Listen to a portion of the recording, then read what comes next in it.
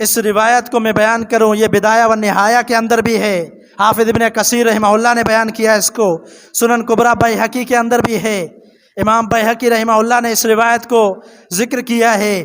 اسی طرح ان کے باقر مجلسی ہیں، ملا باقر مجلسی، ان کی کتاب حق الیقین ہے، اس کے اندر بھی ہے۔ طبقات ابن سعد، اس کے اندر بھی یہ روایت ہے اور صحیح سند کے ساتھ یہ روایت ہے۔ فدق یہ ایک علاقے کے اندر باغ ہے جس کو فدق کا نام دیا گیا، اور یہ خیبر کے قریب ہے۔ خیبر کا وہ قلعہ جس کو سیدنا علی المرتضیٰ رضی اللہ تعالیٰ نے فتح کیا، جب مرحب کو انہوں نے للکارا تھا، انہوں نے کہا انا الذی سمتنی امی حیدرہ، کہ اے مرحب تو ان یہودیوں کا بڑا بن کر آیا ہے، میں وہ ہوں جس کو اپنی ماں نے گود کے اندر ہی حیدر کا نام دے دیا تھا، میں اپنی ماں کے گود میں تھا، اس وقت میری والدہ نے یہ کہہ دیا تھا میرا بیٹا حیدر ہے، شیر ہے، میں وہ ہوں، آجا اگر ہمت ہے تو میرے ساتھ مقابلہ کر۔ سیدنا علی کے مقابلے میں آتا ہے، پہلا وار کرتا ہے اور اس کی تلوار 2 ٹکڑے ہو جاتی ہے۔ سیدنا علی نے اپنے ہاتھ کو پیچھے کیا، تلوار کو پیچھے کیا، کہا کہ میں دوسرا وار نہیں کروں گا، جا اپنے غلاموں سے تلوار لے کر آ، کہیں کوئی یہ نہ کہہ دے کہ نہتے ایک شخص کو حضرت علی نے قتل کر دیا، تیرے پاس تلوار نہیں ہے، میں حملہ نہیں کروں گا، تلوار لے کر آ۔ اور پھر دوبارہ وہ دوسری تلوار لے کر آیا، اس نے حملہ کیا، وہ وار بھی اس کا مس گیا، اور جب سیدنا علی نے وار کیا تو اس کے 2 ٹکڑے ہو گئے، اور اس کے 2 ٹکڑے ہونے کے ساتھ مسلمانوں نے خیبر کے قلعے کو فتح کر لیا۔ یہ خیبر کا قلعہ ہے، اس کے ساتھ ہی قریب میں فدق ہے باغ۔ اس فدق کو بغیر کسی لڑائی کے فتح کر لیا گیا تھا، بغیر کسی لڑائی کے مسلمانوں کے حوالے کر دیا تھا، اور انہیں باغ فدق، اس کو کہتے مال فے۔ اللہ تعالیٰ قرآن مجید میں فرماتا ہے کہ وہ مال فے یہ للہ ولرسولہ ولذی القربیٰ، یہ اللہ کے لیے ہے، اس کے رسول کے لیے ہے، اور رسول کے قریبی رشتہ داروں کے لیے، یعنی اہل بیت کے لیے، یتیموں کے لیے، مسکینوں کے لیے، آگے اور بھی ہے۔ تو نبی علیہ السلام کو جب یہ باغ فدق ملا مال فے کی صورت میں، تو اللہ کے رسول صلی اللہ علیہ وسلم نے اس کا استعمال کیسے کیا؟ رسول اللہ صلی اللہ علیہ وسلم اس باغ فدق کے حصے کیا کرتے تھے، اس سے اپنے اہل و عیال کے لیے 1 سال کا نفقہ رکھ لیتے تھے، 1 سال کی جو خرچہ ہوتا تھا وہ نکال لیتے تھے، باقی بیت المال کے اندر جاتا تھا، اور دیگر جو مسلمان عوام غریب مساکین ان میں تقسیم ہوتا تھا۔ یہ طریقہ کار تھا اس باغ فدق کے تقسیم کرنے کا، نبی صلی اللہ علیہ وسلم کے ہاتھوں سے جو طریقہ اختیار ہوا۔ اب کچھ ظالم خلفائے راشدین پر یہ الزام لگاتے ہیں، کیا الزام لگاتے ہیں؟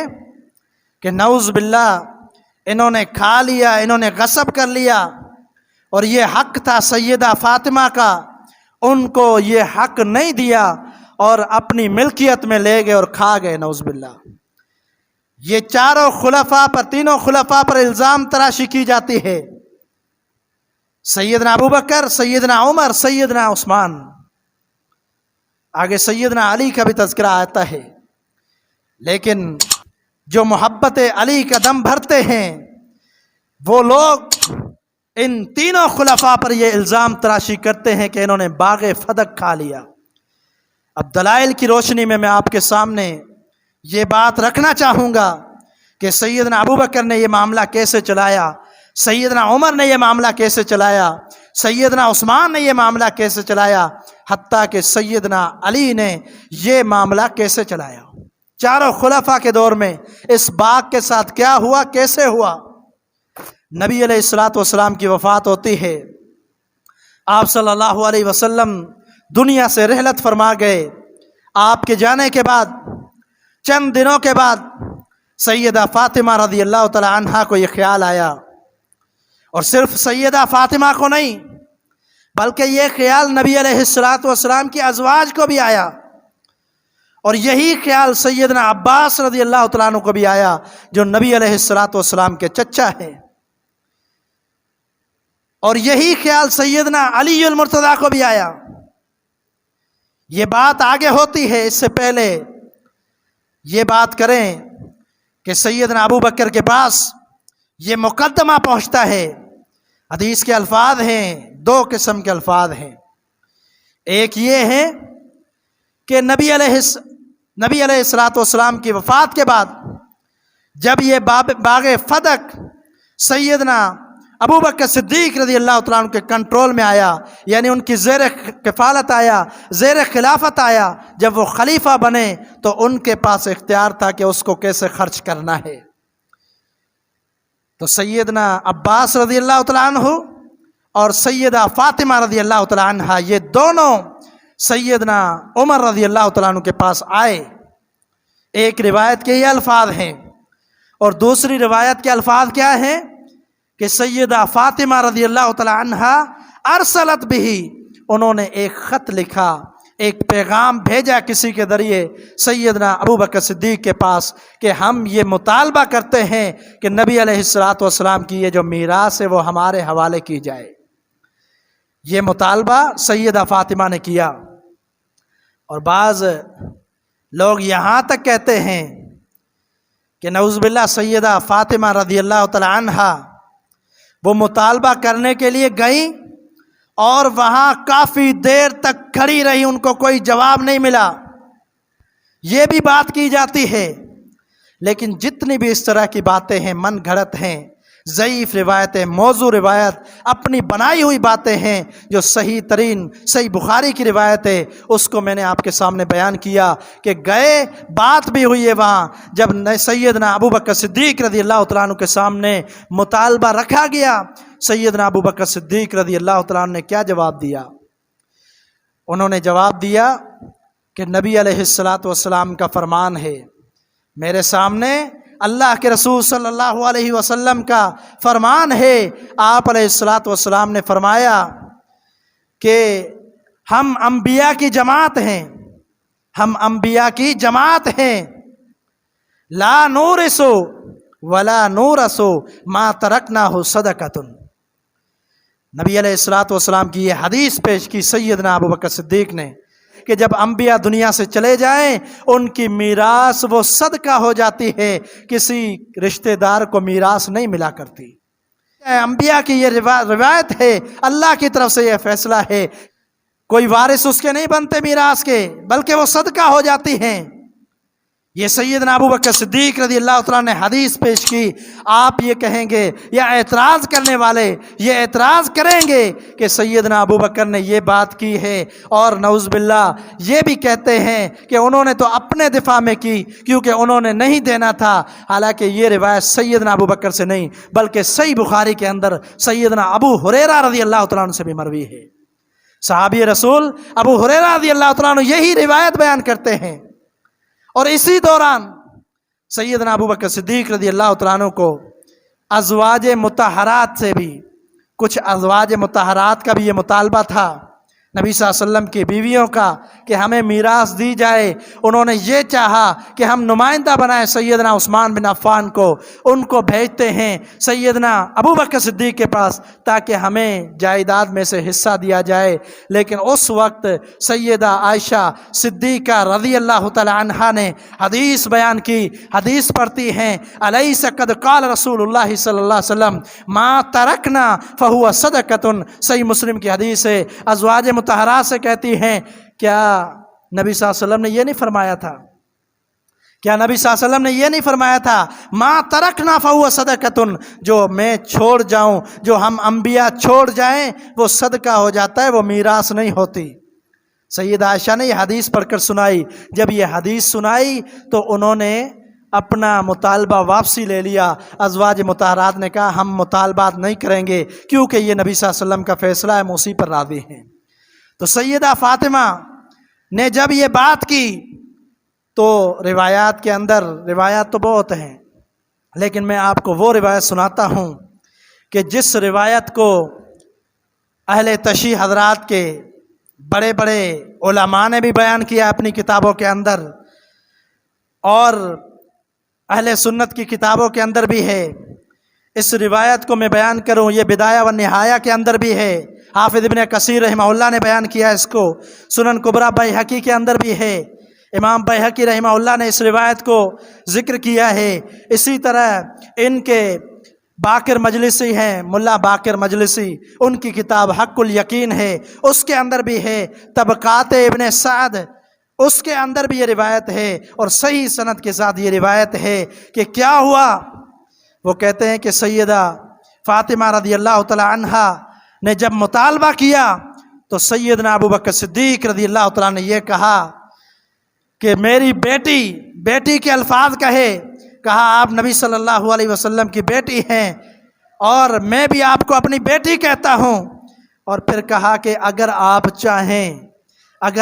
چاہیں کہ ابو بکر کا سارا مال، ابو بکر کی ساری جائیداد اپنے پاس لے لیں، میں اپنی ساری جائیداد دینے کے لیے تیار ہوں، لیکن یہاں مسئلہ جو باغ فدق کا ہے وہ محمد رسول اللہ صلی اللہ علیہ وسلم کی حدیث ہے. آپ نے فرمایا کہ میری میراث تقسیم نہیں ہوگی بلکہ صدقہ ہو جائے گی. یہ حدیث پیش کی. پھر سیدنا ابو بکر صدیق رضی اللہ تعالیٰ عنہ کیا کہتے ہیں کہ آپ سیدنا علی سے بھی پوچھ لیں، سیدنا عباس سے بھی پوچھ لیں، ان دونوں حضرات سے بھی پوچھ سکتی ہیں کہ نبی علیہ الصلوۃ والسلام کا کیا فیصلہ تھا. پھر سیدنا ابو بکر صدیق رضی اللہ تعالیٰ عنہ اپنا فیصلہ سناتے ہیں. فرماتے ہیں کہ میں وہی فیصلہ کروں گا. اگر باغ فدق کی بات ہے مقضی، میں وہی فیصلہ کروں گا ما قضى نبی صلی اللہ علیہ وسلم، جو پیارے پیغمبر محمد رسول اللہ صلی اللہ علیہ وسلم نے فیصلہ کیا. روایات کے الفاظ غور سے سننا. سیدہ طاہرہ سیدہ فاطمہ رضی اللہ تعالی عنہا جو حدیث کو بھی سمجھنے والی تھی، جو محمد عربی علیہ الصلوۃ والسلام کی شان کو بھی جانتی تھی، جو اپنے والد سیدنا محمد رسول اللہ صلی اللہ علیہ وسلم کی متبع بھی تھی، تابع دار بھی تھی، جانتی تھی پیارے پیغمبر کی جو حدیث ہے وہ حرف آخر ہے. آگے کیا کہتی ہیں؟ فرماتی ہے اما انت سمعت رسول اللہ صلی اللہ علیہ وسلم فعلت، جو آپ نے نبی صلی اللہ علیہ وسلم سے سنا ہے آپ ایسا ہی کیجئے. یہ سیدہ فاطمہ نے کہا. طبقات کبریٰ کے اندر بھی یہ روایت ہے. فرماتی ہیں جو آپ نے نبی صلی اللہ علیہ وسلم سے سنا ہے وہی کریں، یعنی میں اپنا مطالبہ ترک کرتی ہوں. اور آپ حیران ہو جائیں گے، یہ بات ہونے کے بعد سیدنا ابوبکر صدیق رضی اللہ تعالیٰ عنہ اس کے بعد دوبارہ گھر پر گئے ہیں. یہ معاملہ طے ہو گیا. اس کے بعد راضی بھی ہو کر چلی گئی سیدہ فاطمہ. لوگ کہتے ہیں ناراض ہو گئی، نعوذ باللہ، ناراض نہیں ہوئی. اور پھر اس بات کی وجہ سے سیدنا ابوبکر صدیق پر حدیثیں پیش کرنا شروع کر دیتے ہیں کہ ناراض ہو گئی تھی تو آپ صلی اللہ علیہ وسلم نے یہ فرمایا تھا کہ فَإِنَّمَا فاطمہ بضعۃ منی، کہ سیدہ فاطمہ میرے جسم کا ایک ٹکڑا ہے. آپ نے فرمایا کہ میرے جسم کا ایک ٹکڑا ہے سیدہ فاطمہ، اور جس نے اس کو نقصان پہنچایا اس نے مجھے نقصان پہنچایا، جس نے اسے تکلیف دی اس نے مجھے تکلیف دی. یہ آپ صلی اللہ علیہ وسلم کی حدیث پیش کی جاتی ہے. یاد رکھنا، بات چھپاتے ہیں، بیان نہیں کرتے، حالانکہ یہ حدیث، یہ بات نبی صلی اللہ علیہ وسلم نے سیدنا علی المرتضیٰ رضی اللہ تعالیٰ عنہ کو کہی تھی. یعنی نبی صلی اللہ علیہ وسلم نے ان کو یہ کہا تھا کہ آپ میری بیٹی کو تکلیف دے رہے ہیں. جب سیدنا علی نے یہ کہا تھا کہ میں ابو جہل کی بیٹی سے شادی کرنا چاہتا ہوں تو سیدہ فاطمہ نے مقدمہ محمد عربی علیہ الصلوۃ والسلام کے پاس پیش کیا کہ سیدنا علی ابو جہل کی بیٹی سے شادی کرنا چاہتا ہے، تو اس وقت نبی صلی اللہ علیہ وسلم نے فرمایا تھا اللہ کے دشمن اور پیغمبر